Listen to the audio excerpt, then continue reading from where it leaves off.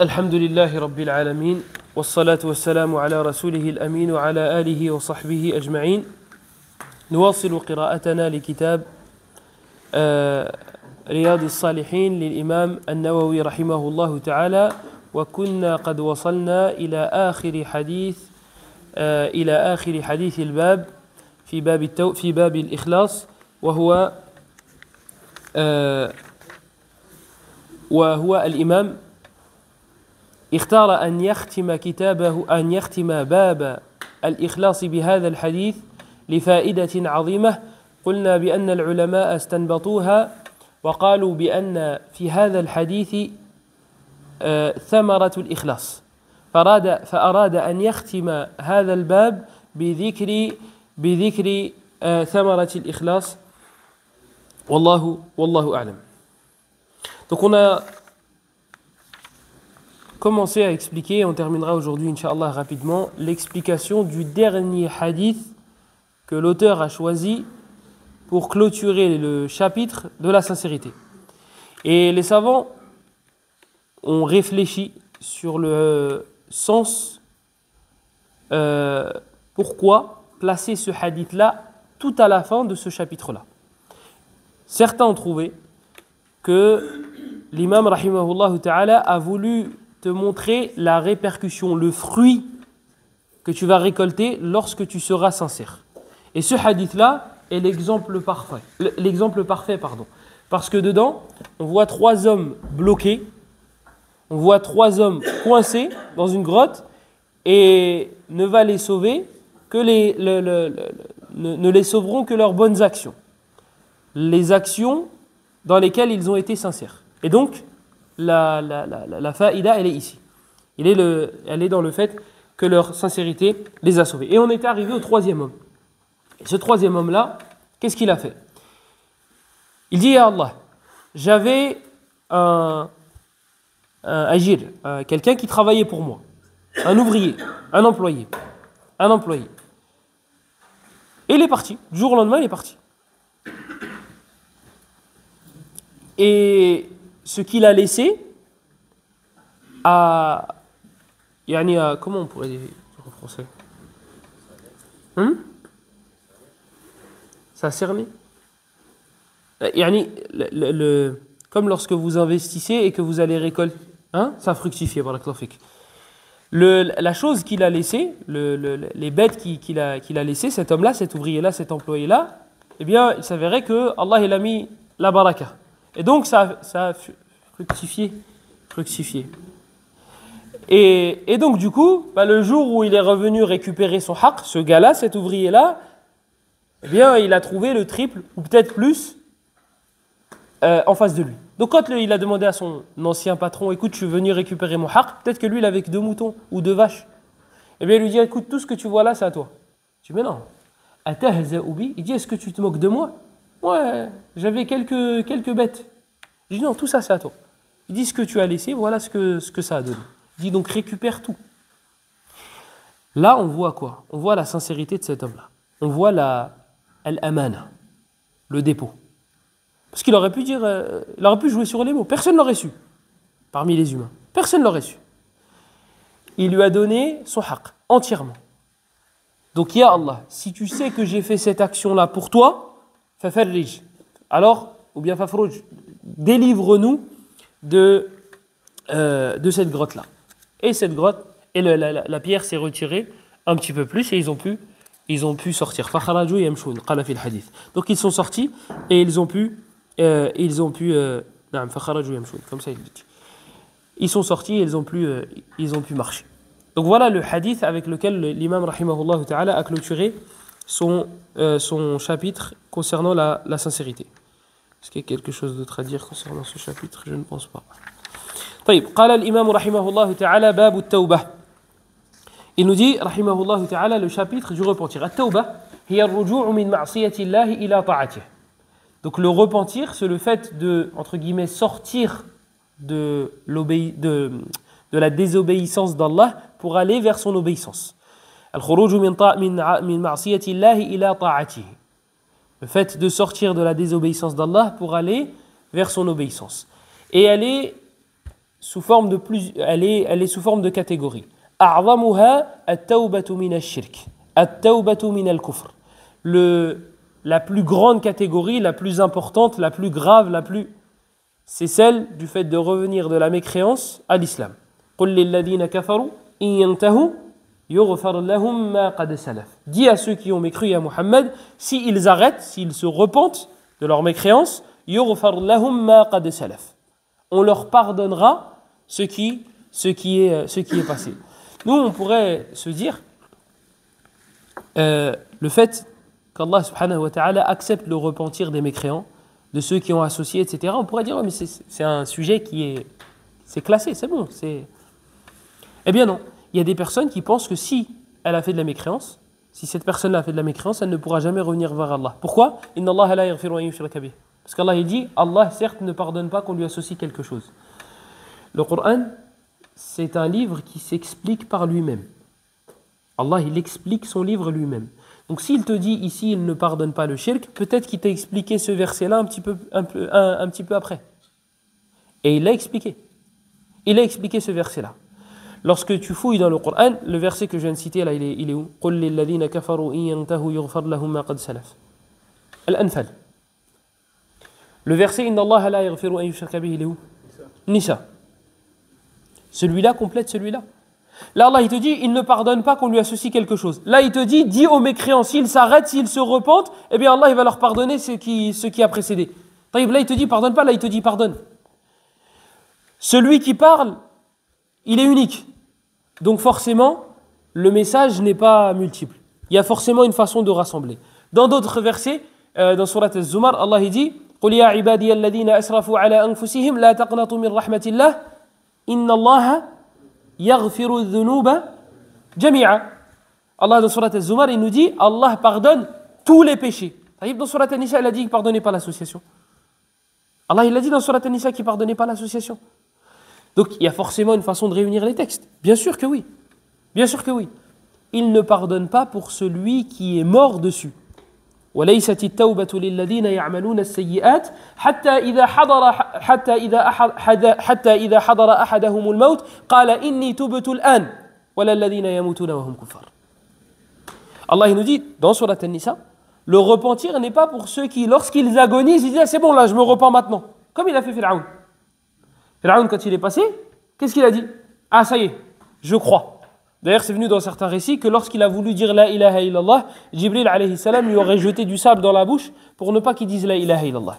Et d'ailleurs, même quand il a voulu dire la ilaha illallah, il l'a dit d'une manière orgueilleuse. Amantu bil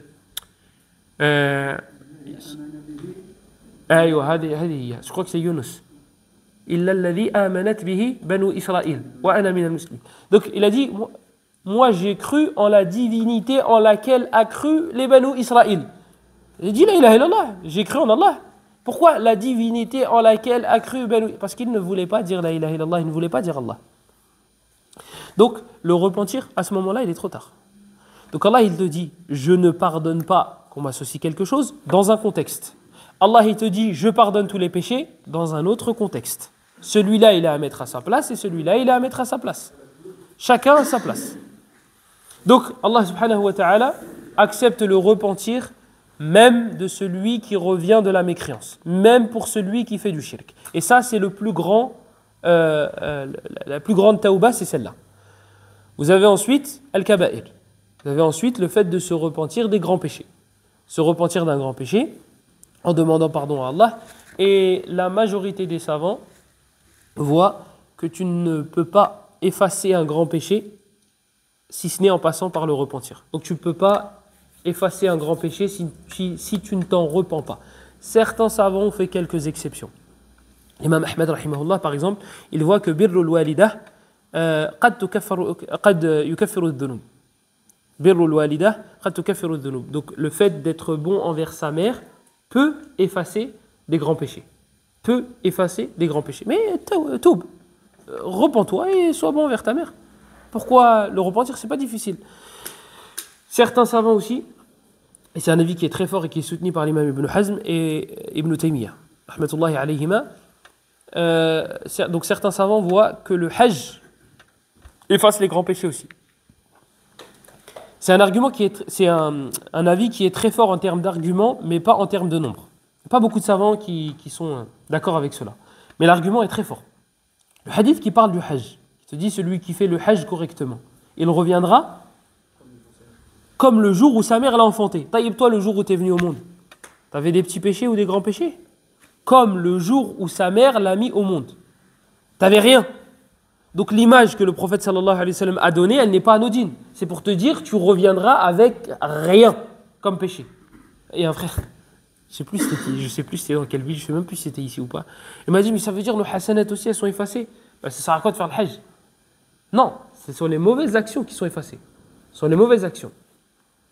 Donc ça c'est Ibn Taymiyyah et Ibn Hazm qui disent que celui qui fait le hajj, même ses grands péchés sont effacés.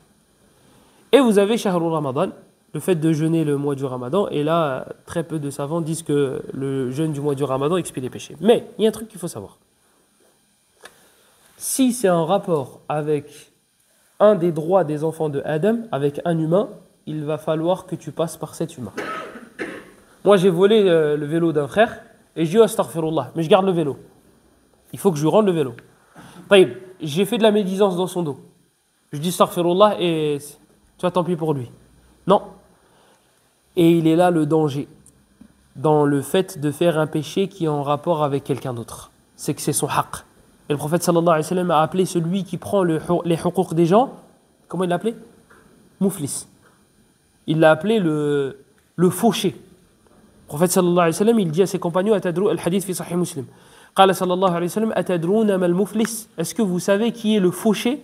Les compagnons ont dit, Ya Rasulallah, al-muflisu fina man la dirham lahu wa la mata'. Le fauché chez nous, c'est celui qui est chez eux. C'est celui qui n'a pas de monture et qui n'a pas d'argent. Imagine-toi, quelqu'un, il n'a pas de voiture, il n'a pas de vélo, il n'a pas d'argent. Rien qui rentre dans son compte. On va dire, mais il est le fauché. Le prophète sallallahu alayhi wa sallam, il a dit, Innal muflisa min ummati. Le fauché de ma communauté, c'est celui qui viendra le jour de la résurrection avec, en termes de hasanat, salat, siyam, donc des prières, des jeûnes, le hajj, etc., etc. Mais il a insulté celui-là. Et il a accusé tel de fornication. Mais il a frappé celui-là, et il a fait ça, et il a fait ça, et il a fait ça. Donc lui, il va lui donner de ses hasanat. Il faut qu'il leur rende leurs droits. Donc il donne le droit à celui-là, à celui-là, à celui-là, à celui-là. Et il se retrouve sans hasanat. Sans hasanat. Mais il reste une dizaine de personnes à qui je dois encore des hasanat. Comment on fait? Leur péché, c'est moi qui vais le porter. C'est moi qui vais les porter. Voilà le fauché. Et c'est la problématique avec les péchés qui dépassent ta propre personne. C'est que tu vas devoir rendre des comptes pour chacune des injustices qui auront été faites. Et qu'est-ce qu'on disait? Le repentir. Et donc du coup, pour se repentir, il va falloir passer par la personne. Donc si c'est الضرب يقول العلماء تذهب إلى هذا الشخص الذي ضربته وتقول له خذ حقك بضربي فإن كنت قد ضربته مثلا على الظهر فتعطي له ظهرك فيضربك كما ضربته وإن كنت قد ضربته على الرأس فتعطيه رأسك حتى يضربك كما ضربته وهكذا وهذا هو القصاص فإن عاقبتم فعاقبوا بمثل ما عوقبتم به وجزاء سيئة سيئة مثلها وفي البقرة عندنا آية أيضا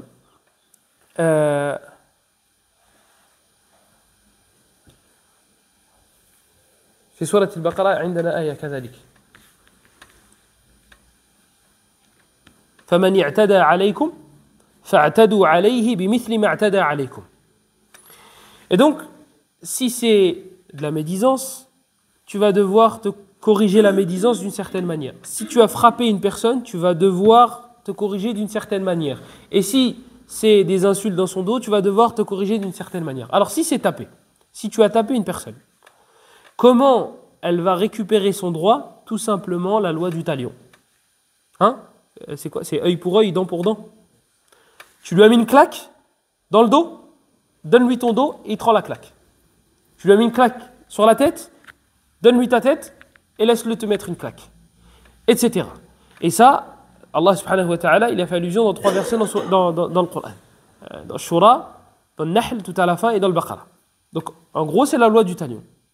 Et ici, il y a une mas'ala. Pardonner, pardonne, pardonner, pardonne. Et à chaque fois, on entend, il faut pardonner. Non, le mieux, c'est de pardonner. Ça, c'est l'asl. L'asl, أن العفو هو أفضل. ولكن قد لا يكون أفضل. قد لا يكون أفضلا.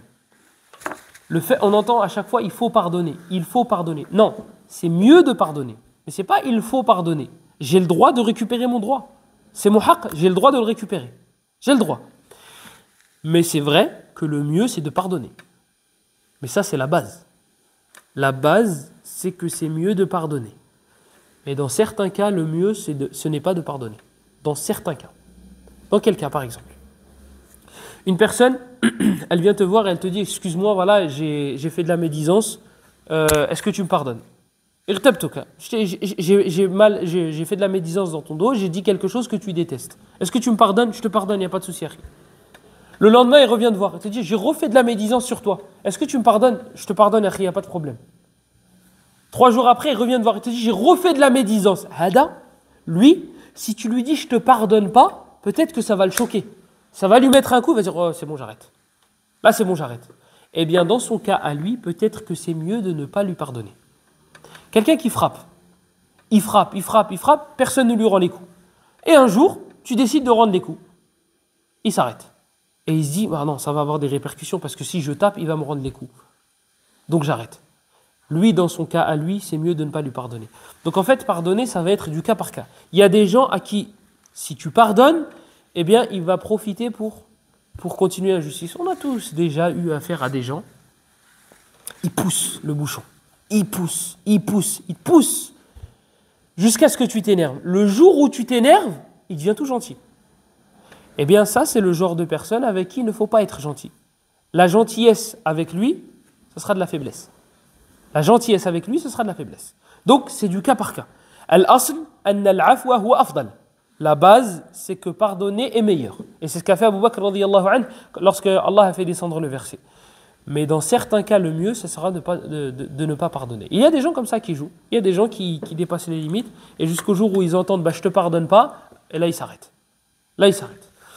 Donc, les catégories de tawbah, at-tawbatu min al-shirk wal-kufr, at-tawbatu min al-kaba'ir, wa at-tawbatu min al-sagha'ir. Wa lam naqul at-tawbatu min al-bid'ah. Limada. Donc on a le repentir, le fait de se repentir de la mécréance. Ça c'est le plus grand, le plus important. De revenir, donc la personne était mécréante ou elle a fait de l'association majeure et elle revient vers l'islam. Ça c'est le plus grand. Vous avez ensuite celui qui faisait des grands péchés et qui se repent, ou un grand péché. Vous avez ensuite celui qui faisait un petit péché ou des petits péchés et qui se repent. Et on n'a pas dit celui qui fait des innovations qui se repent. Alors que l'innovation c'est haram. Kulla bid'atin dalala wa kulla dalalatin fi an-nar. Pourquoi on n'a pas dit celui qui se repent de l'innovation? Hein? Parce qu'il pense bien faire. Al-mubtadi' إذا ابتدع بدعة أو إذا أحدث عبادة هو يحسب أنه يحسن صنعا نعم. Il pense bien faire. Lui, si tu lui dis, il ne faut pas faire ça, il va te dire, Allah, il dit, comment je ne fais pas? Pourquoi je ne fais pas? C'est bien ce que je fais. C'est bien ce que je... On prend souvent l'exemple, parce qu'on a souvent, on a ça, nous, au bled, en Afrique en général, en tout cas au Maghreb, la récitation du Coran en groupe. Quand tu dis à quelqu'un, non, récite pas en groupe, il te dit, Allah, il dit que tu veux m'interdire de réciter le Coran. Non, moi, je t'interdis de réciter en groupe. Je t'interdis pas de réciter le Coran. Ne me dis pas وما اجتمع قوم في بيت من بيوت الله يتلون كتاب الله الحديث في صحيح مسلم لا اجتمعوا على أي وجه اجتمعوا الحديث يفسره النبي صلى الله عليه وسلم فيما بعد يتدارسونه فيما بينهم والنبي صلى الله عليه وسلم اجتمع مع أصحابه مرات ولم ينقل في حديث واحد ولو كان ضعيفا أنه قرأ مع أصحابه بصوت واحد. Donc dans nos pays, on a quoi? On a le fait que les gens se réunissent et ils récitent le Coran en groupe. Si tu dis à l'un d'entre eux, Akhi, il ne faut pas faire ça, il va te dire non, Akhi, tu me dis de ne pas lire le Coran. Non, moi je te dis de ne pas lire de cette manière-là. Je ne t'ai pas dit de ne pas lire le Coran. Regarde, lui, tu lui dis repens-toi. Il va te dire, Akhi, je bois de l'alcool. Ça, c'était un professeur qu'on avait à Sartrouville. Je ne sais pas pourquoi je ne dirais pas la ville. On avait à Sartrouville et lorsqu'on lui a fait la remarque, qu'est-ce qu'il a dit? Il a dit, vous pensez vraiment que les gens en enfer, ils vont se réunir, vous dire, qu'est-ce que tu fais là? Je faisais pas la prière. Et toi, je lisais le Coran en groupe. Ça, c'est une bonne façon de banaliser les innovations. Ça, c'est bien. Ça, c'est parfait. Mais ça marche avec Dahma, ça marche avec ceux qui n'ont pas de cervelle. Mais celui qui a ne serait-ce qu'une bougie à l'intérieur de la tête, il va voir à des kilomètres que tu es en train de jouer là. Ça, c'est de la philosophie. C'est comme quand ton fils ou bien ta femme, elle va faire quelque chose que tu ne voulais pas. D'accord? Toi, tu ne veux pas qu'elle fasse telle chose. Je n'ai pas d'exemple. Tu ne veux pas qu'elle sorte la nuit. Voilà. Tu ne veux pas qu'elle sorte la nuit. Elle sort la nuit. Elle rentre, tu n'es pas content. Elle va dire, oh, ça va, je ne suis pas allé en boîte de nuit. Mais si tu avais été en boîte de nuit, ça aurait été encore plus grave. Mais tu es sorti quand même. Donc en fait, c'est une façon psychologique d'arnaquer les gens. Qu'est-ce que tu vas dire? Tu vas citer un truc qui est plus grave. Toi, tu vas faire une bêtise, tes parents vont dire pourquoi tu as fait ça? Tu vas dire, ah ça va, j'ai pas braqué une banque. Ah oui, tu n'as pas braqué une banque, encore heureux. Mais tu as fait quelque chose de grave quand même. Et pour banaliser cet acte grave, qu'est-ce que tu as fait? Tu as cité quelque chose de beaucoup plus grave. Mais arrête, ça marche avec les enfants. Eh bien là, c'est ça. Vous croyez vraiment les gens? Oui, peut-être que oui. Oui. Comme je ne sais plus si c'était Abdurrahman ibn Mahdi ou un autre, il a vu quelqu'un prier après le Fajr. Il a vu quelqu'un prier directement après le Fajr. Donc Shuruq, il n'était pas encore... il a vu, il a fait rak'atayn après Salat al-Fajr. Le savant, il l'attrape, il lui dit, ne prie pas à ce moment-là. L'autre, il dit, laisse-moi. Il dit, tu crois vraiment qu'Allah il va me châtier parce que je fais rak'atayn? Franchement. Et je lui dis, non. Il lui dit, mais Allah risque de te châtier parce que tu as désobéi à son prophète en faisant 2 unités à ce moment-là. C'est juste une façon de voir les choses. Toi, tu veux philosopher, mais... Donc, sahibul bid'a, celui qui fait des innovations, pour lui, il fait quelque chose de bien. Pour lui, il n'y a pas de mal. Donc, tu vas lui dire, Toub, repens-toi à Allah. Il va dire, mais moi, je ne vais pas me repentir de quelque chose de bien. Je vais vous donner un autre exemple. Quand certaines personnes, elles rotent, elles disent Alhamdulillah. Dans une autre riwaya, elles disent Astaghfirullah.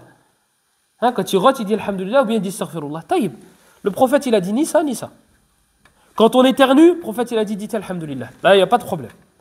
Mais quand on rote, le prophète sallallahu alayhi wa sallam, il nous a pas dit de dire alhamdulillah et il nous a pas dit de dire astaghfirullah. Donc tu dis ni l'un ni l'autre. Si tu le dis une fois de temps en temps, t'en fais pas une habitude, il n'y a pas de problème. Mais si tu en fais une habitude, on appellera ça une bid'a. Taïb, tu dis à une personne, écoute, il faut pas faire ça. Repens-toi de cet acte-là. Qu'est-ce qu'il va te dire? Il va te dire, attends, je vais me repentir de alhamdulillah. Tu te rends compte de ce que tu me dis, Akhi? Je vais me repentir de astaghfirullah. Une fois, j'avais dit ça à une maison. Il m'a dit, va manger par terre. Il m'a dit, va manger par terre. Je lui ai dit, pourquoi? Il m'a dit, il n'y avait pas de table comme ça au temps du prophète. Je lui ai dit, mais j'adore pas Allah avec ma table, moi. Et là, il s'est tué, mais voilà, on a mangé. Donc, l'innovateur, celui qui va faire une bid'a, lui, il pense bien faire. Il ne va pas se repentir de cet acte-là. Donc, voilà comment on se repent d'un coup qu'on donne à une personne. Maintenant, si c'est de la médisance, si on a fait de la médisance sur quelqu'un, donc si on a insulté quelqu'un et si on a fait de la médisance, donc si tu l'as insulté, il va falloir que tu ailles voir la personne, tu l'as insulté en face, il va falloir que tu ailles voir la personne et que tu lui demandes pardon. Et Cheikh Ibn Uthaymin, il te dit dans son charh, il te dit, si la personne, elle te demande quelque chose comme de l'argent, donne-lui. Si elle te dit, moi je te pardonne que si tu me payes un grec, par exemple, eh ben tu lui payes. Tu lui payes. Bon, bien sûr, il ne faut pas abuser.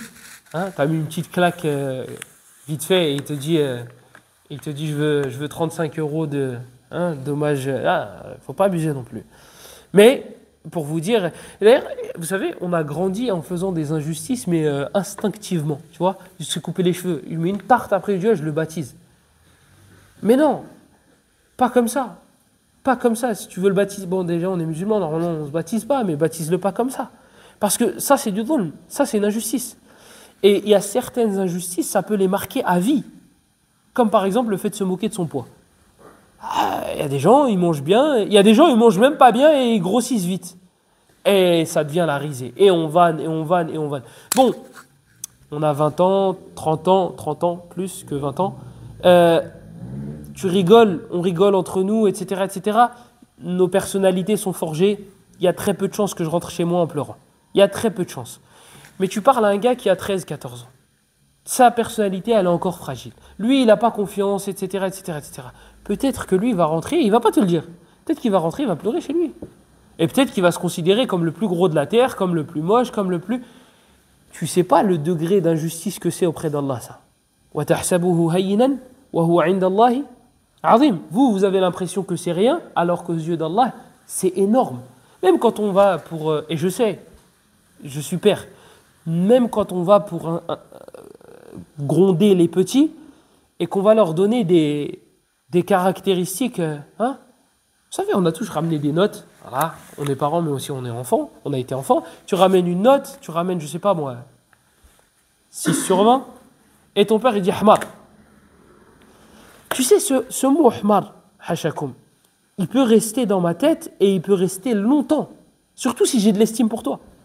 Si quelqu'un d'intelligent te traite d'âne, ça risque de rester longtemps. Et ça risque de... Toi, tu veux le rappeler à l'ordre. Tu veux qu'il travaille. Pas comme ça. C'est pas en le traitant d'âne qu'il va travailler. Donc, faites attention à ces formes d'injustice. D'accord, il y a des façons de faire, il faut mettre la pression, etc. Mais tu n'es pas obligé de l'insulter d'âne. Et pareil pour le corps. Lorsqu'on va pour vanner, faites attention à la personne à qui vous balancez ces choses-là. On en a vu des personnes. Hein. On en a vu des personnes qui pleuraient quand tu lui dis « Qu'est-ce que tu as ?» Il dit « Rien. » Il te dit rien du tout. Parce qu'il ne veut pas te l'avouer. Parce que pour lui, te l'avouer, c'est encore un signe de faiblesse. C'est encore un signe de faiblesse. Lui, il lève les mains contre toi, c'est foutu. Et là, c'est pas, il va appeler son grand frère, il va appeler... Là, c'est Allah qui va s'occuper de toi. Là, c'est Allah qui va s'occuper de toi. Et peut-être qu'il va t'éprouver avec le physique que lui a, ou bien pire. Et c'est tentant. C'est tentant. Tu es assis, tu manges, tu vois, il y en a, ils mangent plus que les autres, et son corps, il réagit plus que les autres. Tu as envie de vanner. Mais réfléchis bien. Si la personne, elle te dit, ça ne me dérange pas, bismillah, va, fonce. Mais si ça la dérange, si c'est avec des limites, bien sûr. Je dis fonce, je rigole. Avec des limites. Taïb, at-tawbatu min al-ghiba. Donc là, c'est at-tawbatu min al-shatm. Comment réparer l'injustice lorsque tu insultes quelqu'un. Tu dois aller lui demander pardon. Et si elle t'impose une condition, respecte la condition. Maintenant, si c'est le riba, la médisance. La médisance, le prophète sallallahu alayhi wa sallam l'a définie.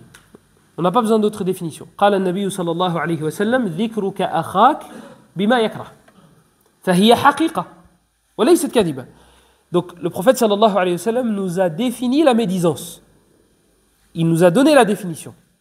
Il nous dit le fait de parler de ton frère avec une chose qu'il déteste. Pourquoi j'appuie sur le fait que le prophète sallallahu alayhi wa sallam nous a donné la définition dans Sahih Muslim? Parce qu'il y a des personnes qui te disent oh, moi je pourrais lui dire en face. Mais même si tu lui dis en face, ça sera de la médisance. Parce que la définition de la médisance, c'est citer quelque chose que ton frère déteste.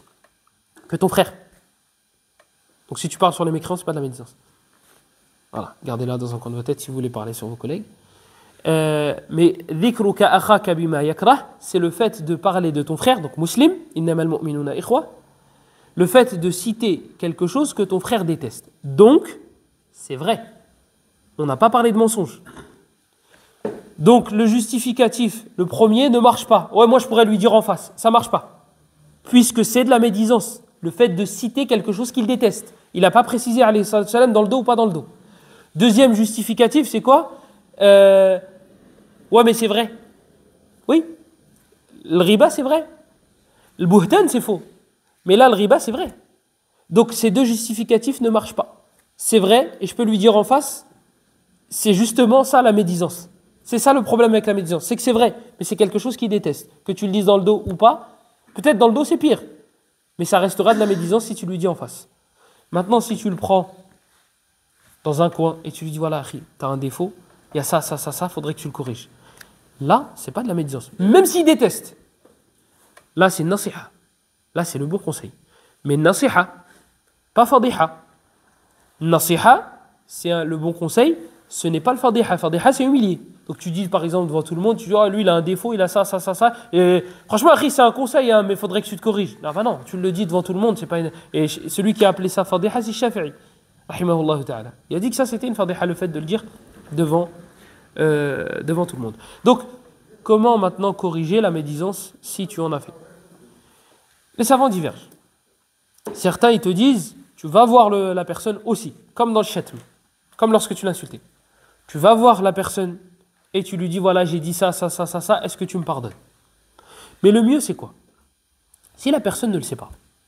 Moi, il ne sait pas, Sofiane, que j'ai parlé dans son dos et que j'ai cité quelque chose qu'il n'aime pas. Si je vais le voir et je lui dis, écoute, Harry, voilà, j'ai dit ça sur toi, j'ai dit ça sur toi, j'ai dit ça sur toi, est-ce que tu me pardonnes? Là, même s'il me pardonne, à l'intérieur de lui, ça va le piquer. Parce que c'est un bachar, c'est un humain. Donc lui, il ne le sait pas. Qu'est-ce que je fais? Eh bien, je répare l'injustice sans qu'il le sache. Voilà comment certains savants ont dirigé la Shafi'i, ils voient que c'est une condition d'aller voir la personne et de lui demander pardon. Maintenant, lui, il ne le sait pas. Aller lui dire, ça va juste, c'est un humain. Il va dire, ouais, j'avais de l'estime pour lui, je l'aimais bien, et lui, il dit ça dans mon dos, alors qu'il sait très bien que j'aime pas. Il ne le sait pas. Il ne le sait pas, il ne sait pas que j'ai dit ça. Je demande à Allah pardon pour lui, comme ça je lui donne des hasanats, mais pas des miennes. En demandant pardon à Allah pour lui, etc., etc. Et comme ça, il ne le saura pas. Et si je l'ai cité dans une assise en mal, je le cite dans la même assise en bien, pour réparer l'injustice. Maintenant, si la personne, elle le sait, il faut aller la voir. Et il faut lui demander pardon. Et si elle ne pardonne pas, bah, Allah yasahal. Si un serviteur ne veut pas te pardonner, qu'Allah te facilite. Pourquoi? Parce qu'Allah subhanahu wa ta'ala, min adlihi, fait partie de sa sagesse, de sa miséricorde, il ne va pas forcer Foulan à pardonner à Foulan. Si lui ne veut pas pardonner à lui, Allah il ne va pas le forcer à lui pardonner. Même si elle s'est repentie, et elle a demandé pardon à Allah, et elle a fait des aumônes, et elle a fait, tu as touché au droit d'un serviteur. Donc si le serviteur ne te pardonne pas, eh bien ça se réglera. Soit il invoque contre toi, c'est fini pour toi, il va invoquer en fonction de la justice, bien sûr. En fonction de la justice. C'est pas ya Allah rend-le aveugle parce qu'il t'a pas prêté de stylo. C'est incohérent, ça va pas de. Et l'injustice du coup c'est toi l'injuste maintenant. C'est toi. Et d'ailleurs c'est ce qu'il disait Ibn Taymiyyah. D'ailleurs je voulais le citer, j'ai oublié. Ibn Taymiyyah rahimahullah il dit que le problème avec le fait de se venger, c'est que l'être humain il dépasse toujours les limites. L'être humain. Ah, regardez, répondez dans vos têtes. Un gars il te met une claque, tu fais quoi? Tu mets une claque? Tu vas viser le nez, tu vas lui mettre un coup de poing. Ah, l'autre, il va monter au cerveau, il est mort. Et là, tu vas regarder, tu vas dire, bah, t'avais qu'à pas me mettre de claques, frère. Voilà. Après, tu vas cacher le corps et tu vas t'en débarrasser. Mohim. L'être humain, il est comme ça, c'est que lorsque il va pour se venger, il dépasse les limites. Et on a grandi comme ça. Il met une claque, je mets 2. Il met un coup de poing, j'en mets 2. Il met un coup de pied, j'en mets 3. Il m'insulte une fois, regarde en voiture. Il t'insulte une fois, ou là il t'a klaxonné, il t'en a mis qu'une, hein. Il t'a insulté qu'une fois. Tu l'insultes 3 fois et tu reclaxonnes. Non, tu reclaxonnes d'abord et après tu l'insultes 3 fois. Mais lui, il t'a insulté une fois. Donc en fait, le problème avec l'être humain, c'est qu'à chaque fois, il dépasse les limites. Donc si tu ouvres la porte à la vengeance, tu risques de devenir al-zalim, plus le mazloum. Et donc le zalim, il va passer mazloum, et le mazloum, il va passer zalim. Donc l'injuste, il va passer pour l'opprimé, et l'opprimé, il va passer pour l'injuste. Voilà, et on inverse les rôles. Donc si tu te connais, si tu sais que tu es comme ça, ferme la porte à la vengeance. Laisse, te venge pas. Tu veux pas pardonner? Eh ben tu récupéreras ton haq là-haut. Mais s'il te dit, hey, t'as vu, un jour je t'ai mis une claque sur la tête, tiens, mets-moi une claque sur la tête. Tu sais très bien que tu vas prendre ton élan et que tu vas lui massacrer le crâne. Tu le sais parce que tu as un esprit vengeur. Laisse sa tête. Laisse sa tête. Si vraiment tu veux pas et tu n'arrives pas à te contrôler, laisse sa tête tranquille et tu récupéreras ton haq là-haut. Et sache que pardonner aura une plus grande récompense. Sache cette chose-là. Mais par expérience, en général, lorsque tu es jeune, lorsqu'on est jeune, on a une harara, on a une hamasa, on a une chaleur à l'intérieur, un feu ardent qui fait qu'on veut se venger. Et plus tu grandis, plus tu t'assagis, plus tu prends de l'âge, plus tu te dis mais pourquoi je vais me venger? Ça sert à quoi? Quand tu es jeune, tu ne te dis pas ça. Tu dis je vais me venger. Et pourquoi je veux me venger? Plus tu grandis, plus tu prends de l'âge, plus tu prends du recul, plus tu te dis mais en vrai ça sert à quoi? Et ça c'est une parole de l'imam Ahmed rahimahullah ta'ala que je finissais même pas de la lire. Je finissais pas de la lire. Je commence à finir à la lire. Il disait quel avantage tu vas en tirer? Quel avantage tu vas tirer dans le fait qu'Allah châtie un serviteur par ta cause? Yani lui il t'a fait une injustice. Donc sa répercussion, c'est l'enfer. Il doit passer 10 ans en enfer. Je dis n'importe quoi, 10 ans en enfer. Si toi, tu lui pardonnes, il ne passera pas des 10 ans en enfer. Quel est le plaisir que tu vas avoir à le voir être châtié en enfer? Quel plaisir tu vas prendre? Voilà. Plus tu vas grandir, si tu dis oh non, moi je veux le voir quand même en enfer, plus tu après ça dépend de la justice. Ça dépend de la justice. Regardez le prophète sallallahu alayhi wa sallam.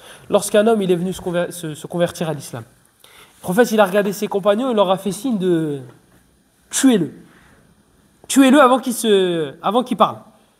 Et lorsqu'il est venu, eux ils n'ont pas compris. Ils ne vont pas tuer comme ça un homme sans faire exprès. Ils vont dire nous on a compris qu'il fallait le tuer, on l'a tué. Et imagine c'était pas ça le message. Donc ils l'ont pas tué. Ils n'ont pas compris le message. Et l'homme, il est venu auprès du prophète sallallahu alayhi wa sallam, et il s'est converti, il dit, ah Rasulallah, je veux me convertir. Et les compagnons sont venus voir, ils se disent, ah Rasulallah, on n'a pas compris ce que tu voulais dire, je voulais que vous le tuiez. Ils vont dire, bon, on le tue. Il dit, non, ça y est, c'est trop tard. Il s'est converti. Pourquoi? C'était qui lui? Lui, il avait tué un des membres de la famille du prophète sallallahu alayhi wa sallam. Ouais, il avait tué Hamza radiyallahu anhu. C'est pas il l'avait tué, il l'a aussi mutilé. Il a ouvert et ils ont accroché les boyaux, etc. à Mecca. De Hamza radiyallahu anhu, sachant que le prophète sallallahu alayhi wa sallam, ses oncles, donc c'est l'oncle du prophète, sachant que ses oncles, au prophète sallallahu alayhi wa sallam, ne se sont pas tous convertis à l'islam. Hamza, ce fut le premier ou l'un des premiers. Et il a combattu auprès du prophète sallallahu alayhi wa sallam. Donc là, c'est pas n'importe qui. Non seulement c'est l'oncle du prophète, mais en plus de ça, c'est Hamza, mais c'est quelqu'un qui s'est converti à l'islam. C'est une personne que le prophète sallallahu alayhi wa sallam a vu embrasser l'islam. Et l'Abbas, il s'est converti après. Et Abu Talib, il s'est converti quand?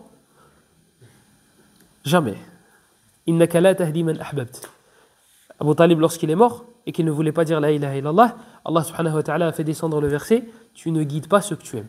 Donc vous avez vu, le prophète sallallahu alayhi wa sallam, dans le peu de personnes qui se sont converties dans sa famille, eh bien, ils l'ont tué, ils l'ont mutilé et ils l'ont.